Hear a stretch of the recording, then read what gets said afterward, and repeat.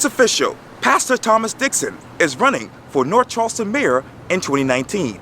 In this edition of Quintin's Close-Ups, I sit down with him one-on-one. And be sure to download the free Quintin's Close-Ups app in your Apple or Google Play stores. Pastor Dixon, Quintin, how are you? I'm doing well. I'm just blessed. I'm doing better than I deserve. Really? Yes, sir. Let me talk to you about that because obviously we're sitting here at North Charleston City Hall, and you just made an announcement that you are running for mayor of North Charleston in 2019. Yes, sir. I want to take you back to the press conference because you said a lot of things that stuck out to me. You came here in 1985. Tell me, what is the biggest difference between the North Charleston then and the North Charleston now in your mind?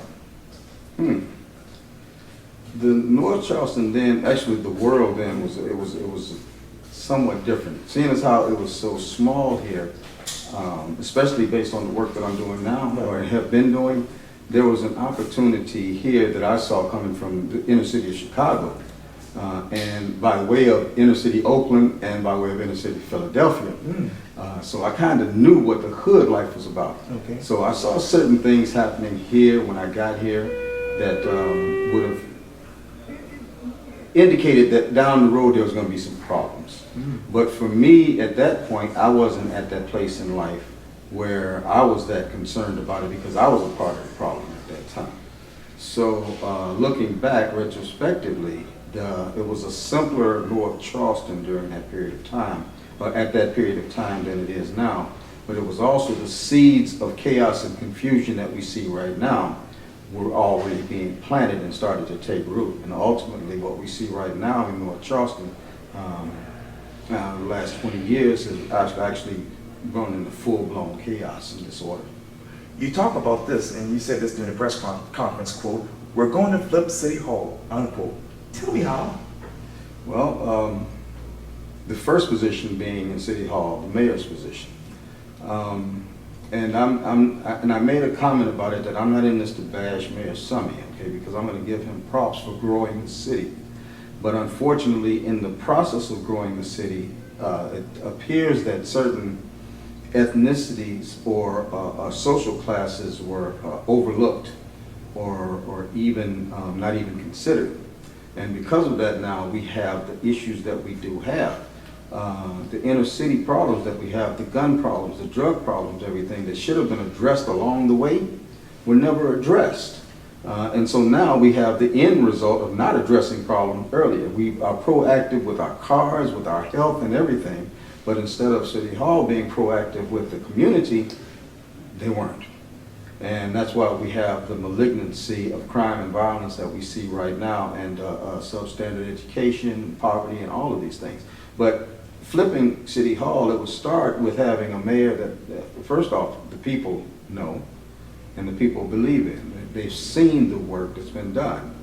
I've been doing this for years, and there's not too many people who don't, if they don't recognize me, they recognize the scar, the red enough scar, because of the work that I've done. And there's an opportunity now for the people of North Charleston to actually stand behind somebody that they know has been doing this work without any compensation, without any kind of looking for any kind of applause or fame, and get behind that person and say, okay, all right, we can actually get up and go vote for him because we believe in him.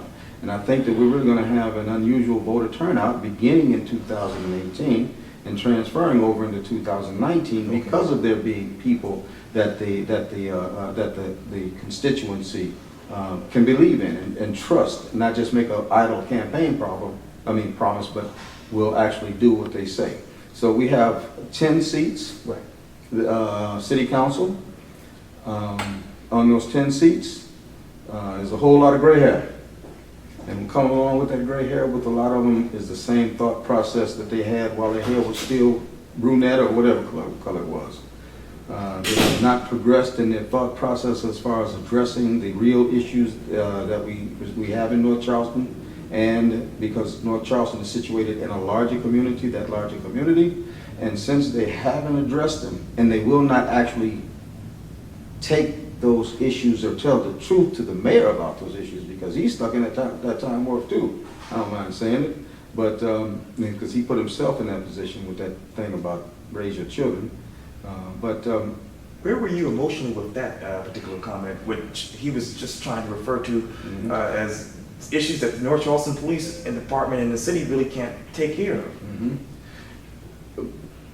My response to that is very simple.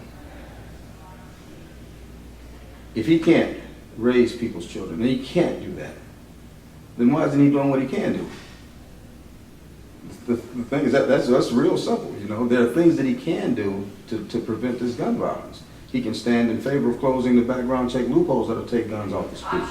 He can initiate things like other mayors have done as far as identifying bad apple gun dealers. That 5% of legal gun dealers that are responsible for 90% of the crime guns on the street. He can find the money to finance ShotSpotter out here that triangulates the positions of guns when they're fired. He can have, you know, campaigns. There are things that he can do instead of worrying about what he or putting it out to the public as a distraction about what he can't do.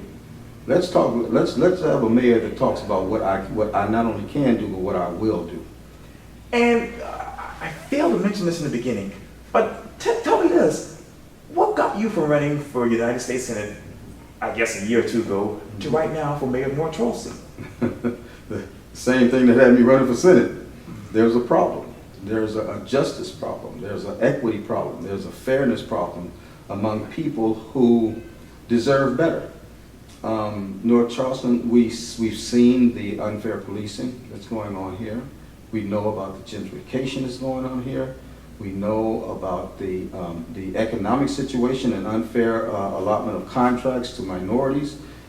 These are all injustices, and the same things that, not the same specific injustices, but injustices last year. The reason why I ran against Scott last year, Tim Scott, you know, because he would not stand up for the things that's going to help people. Quality public education, gun legislation, prison reform.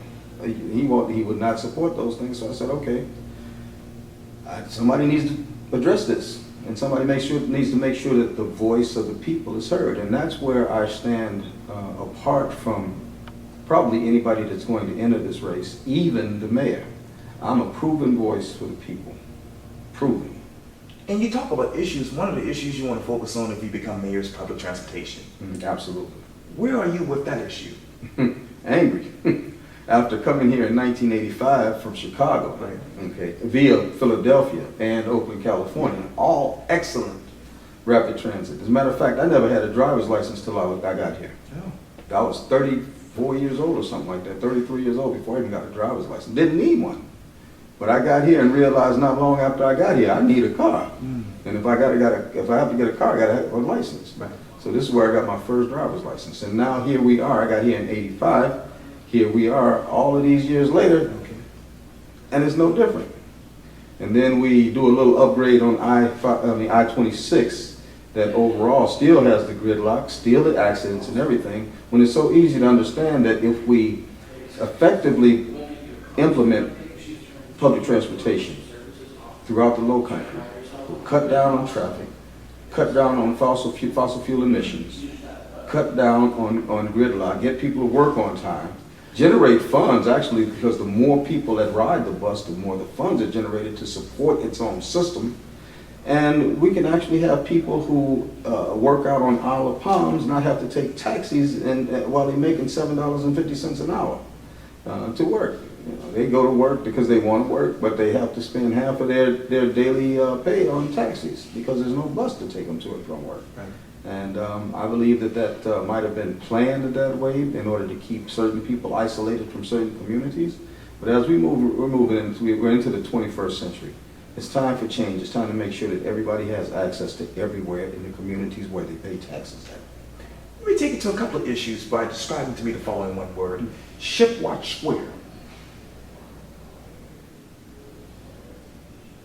Develop. You want one word answer? Oh, you can go for it. You can go for it. Yeah. No worries. It's a darn shame that property has remained undeveloped all these years. It needs to be. Shipwatch is right here, right? Remount. Rivers Avenue. Rivers Avenue. Yes, Yeah. It needs to be developed with a major grocery store there, and that lack of having that grocery store has actually fed the predatory grocers that are in that community. Because people in the community have to go somewhere for their basic needs of food. And even if it's high sodium content, no vegetables or fruits, they're gonna go and spend their monies there. So these predatory grocers have thrived in our communities, when the reality is that there is a grocer here, that can be brought here, that will definitely invest in that community. Especially if they tell them what the future plans of the community is that involves none of the people is there. So give the grocer a chance to get on the ground floor. Immigration. Mm-hmm. Yes. One word answer? Oh, you can go for it. Absolutely. That's the answer. We need to make a path to immigration that's easy for those who, first off, those that are already here. With the DREAM Act, we cannot morally allow children to be separated from their parents simply because we feel that we have some obligation to our government to send those who just happen to come here illegally back to their residence. What we need to do is make sure that if they, especially if there are children involved, that we have a patent pathway to citizenship and allow them the opportunity to stay. It's disheartening when we have people who shut their minds up to the contribution that immigrants have to our society today, in the billions of dollars today. Not to mention that this country was built by forced immigrants under the auspices and the watch of free will immigrants who came here. You know, those that settled this, you know, the only ones that have a right to be here are Native Americans. Everybody else is immigrants. But now we have a certain sect of people today who feel like this land is our land and no one else's. So we can tell whomever to go or get out of here that we want to. That's just wrong. Mm-hmm. We need to celebrate diversity. That's the bottom line. And that brings me to the interesting point. Obviously, as you know, over the past 72 hours, maybe more than that, we've dealt with the issue of what's going on in Charlottesville, and now there's talk about many cities taking down monuments that are controversial to some folks. Talk to me about what goes through your mind when you think of the monuments here in Charleston. A whole lot, a whole lot. Because my issue is, and I support those who say that those monuments should be removed, as long as they're removed in a respectful way. I do not condone what happened in Durham, North Carolina, when they defaced and marred it. We need to respect others' right to believe what they want, even when it comes to the Confederate battle flag. Respect others' beliefs. That should be our first order of business at any given time. So I support those who are saying that they want to bring these monuments down. But for me, taking a monument down or taking a flag down from the State House grounds is not removing it from a person's heart. And that's where the issue lies at, in the heart of a person. If you look at 2 years ago, we took down the Confederate battle flag from the State House grounds, and what's happening today? Nothing's changed, because it's still in the hearts of people that are still trying to openly fly it and things like that, for those that do that. And I respect their right to believe about heritage, as long as they would respect my right to believe that that flag represents hatred. But for me, the solution lies in a much more long-term plan, something that I plan on instituting here in North Charleston, actually, once I'm mayor. And that's to develop a curriculum that teaches the true and accurate history the way it is, the way it really happened, as opposed to the history that we have now that's been whitewashed. The history we have now is somewhat like the tour system that we have here in Charleston. When tourists come to Charleston and they pay for the little carriage ride and everything, they don't really get the African-American, the African side of it, the slavery side of it. They get a whitewashed history. When we go and we look at the statue of John C. Calhoun, we see an inscription that doesn't say who that person really was. And then even to go to the State House and walk on the State House grounds past the Confederate memorial, and we look to one side and we see Ben Tillman, whose nickname was Pitchfork, and his whole thing was to hunt black folks down and lynch them. That's what he did. So I believe that in telling the true story of history, and then giving it to our children at a young age in regular history class, the true history, the good, the bad, and the ugly, and then allow our children as they get older to pick their own biases instead of giving them a bias. You see, when the history books that we have right now, they're heavily whitewashed. So for white people, white children, this is building their self-esteem. This is giving them an understanding of their privilege and everything, because there aren't any great examples or emphasis on black people in it or Hispanics in it. So you have the whites, that young children who will flourish because of this, but our African American children look at the same history and say, I guess we didn't do anything, you know? Where are we at? And then the first thing they hear was slavery. You know? So let's put it all together instead of giving our children a bias, and let them decide along the way what type of bias they want to have. You talked at a press conference about really galvanizing the city. Mm-hmm. What would that look like during your 2-year campaign for mayor? It's going to look like a boots on the ground team of people like you saw at the press conference today. Right. That press conference was multi-ethnical, multi-denominational, old folks, young folks, little children. Okay. The spectrum, the diversity was amazing. And in the different organizations, because there was labor there was other social justice organizations there. You had the Scott family there? The Scott family was there, Nation of Islam, Faith. What an amazing show of support. The whole thing was for them to come out and say, we stand with you, Pastor Dixon. You know, we appreciate what you're doing. That was extremely touching. You know, I'll never forget that moment. You know, but what will it look like? It'll look like, instead of what we have, maybe about 30, 40 people, about 40 people at the press conference. It'll look like a few thousand people going through the community in order to let people know different ethnicities, different ages, letting people know Dixon is the one. He's the one. He's the one that's going to do what has not been done by the current administration, and even though they've had 25 years to do it. Let me take it down to a different level. Mm-hmm. If I were to do an interview with you for a magazine and you're in the front cover, what would you tell me is your favorite North Charleston neighborhood and why? Wow.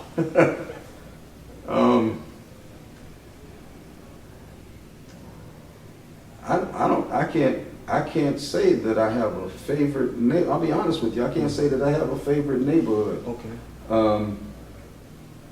I think North Charleston is a great city, and this is not mayor talk or campaign talk. And that's why I can't pinpoint just one neighborhood I would say is just great. There's some that are less fortunate than others as far as their economic position or whatever, but for me, people are neighborhoods. Mm. And I guess that's what makes me a little different. I can be just as comfortable in the Wayland as I can in Westcott. It doesn't make me a bit of difference, it's the people. And I've been received by people all around, everywhere I've been. Good people.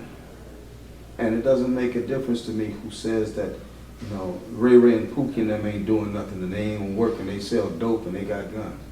Well, I'm looking at whatever good I can pluck out of them in order to take care, and then to try to help them not to be whatever, they've been described as. So it's not the physical neighborhood that's really anything that I focus on. That's why I can't answer the question, because I focus on people. Okay. And specifically the goodness that's in people. Mm. But of course, having been in the game now for about 30 years now, I still know those that's out here trying to flam. Mm. Yeah.